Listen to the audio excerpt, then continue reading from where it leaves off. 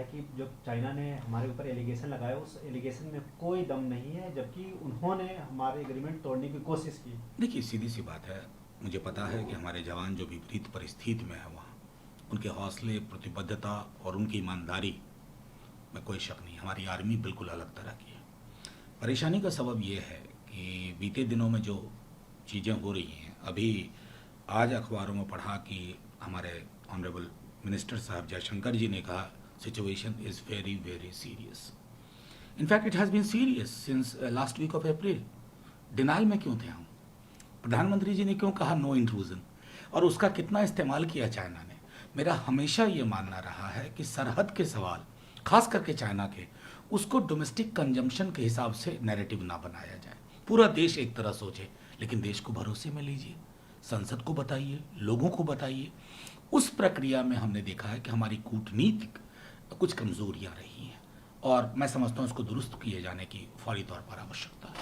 Sir, आज किरण रिजिजू ने कि अरुणाचल में जो घुसपैठ हुआ था चीन की तरफ से था। आज चीन ने नाम मान भी लिया कि उनके लोग गायब हो गए थे, उसको और स्वीकार कर लिया चीन। देखिए, महत्वपूर्ण है। आज मैं एक बात बताऊं, कल परसों एब्डक्शन हुआ 5 लोगों का।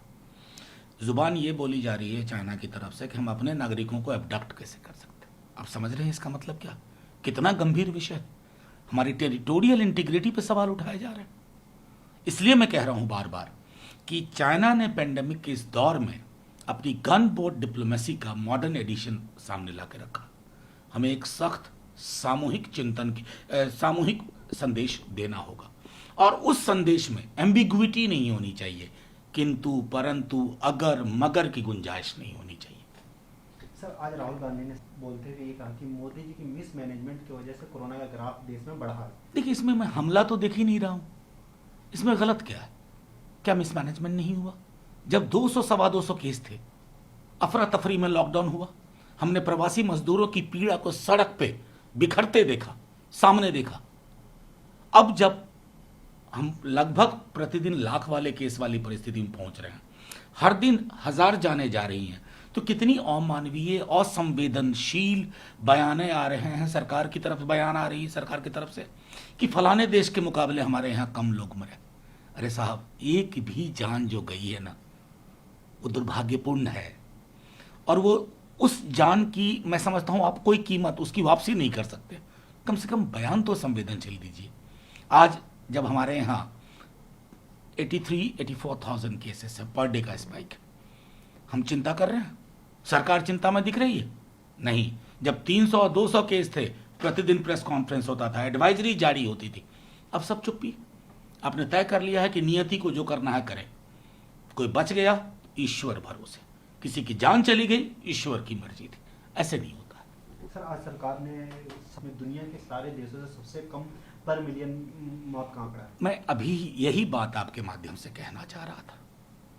दुनिया के सारे देशों से आपने पीठ जब तक थपथपाई है बीच में, बिला वजह आपने और संकट में डाला है लोगों को।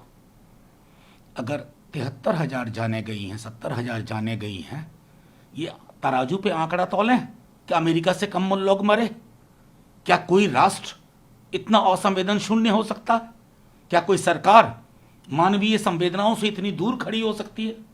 मैं मानता हूं कि संक्रमण में सब कुछ आपके हाथ में नहीं है, लेकिन इंस्टीट्यूशनल केयर, उसका दायरा आप हमेशा बढ़ा सकते हैं आप। लेकिन इस तरह के जब बयान देते हैं ना, उन परिवारों पर क्या गुजरती होगी ना जिन्होंने अपने लोग खो दिए।